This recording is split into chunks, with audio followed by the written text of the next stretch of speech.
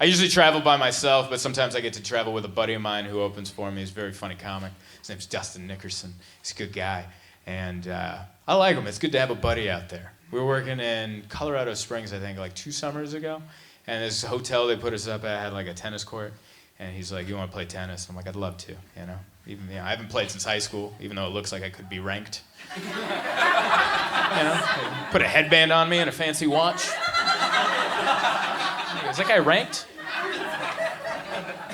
But I'm not. I don't know anything, you know. And I'm like, yeah, let's play. But I forgot that my buddy Dustin is like really competitive.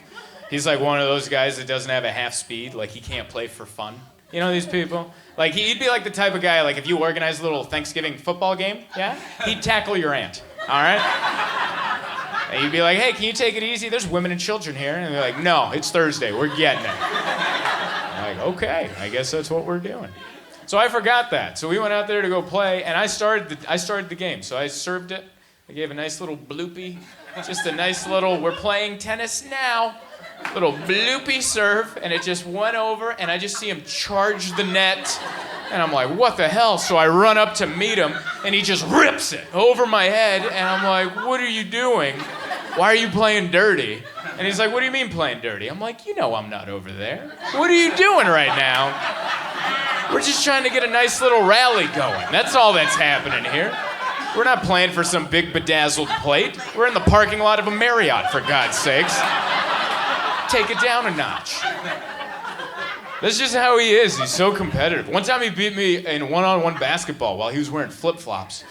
You know how demoralizing that is? He wasn't even wearing shoes, really. He was wearing less than shoes. And he was throwing all these elbows. He hit me twice in the mouth with elbows. And then I saw the third one coming, so I just hugged him. I just wrapped him up, and I went to his ear, and I'm just like, listen, your dad loves you, all right? I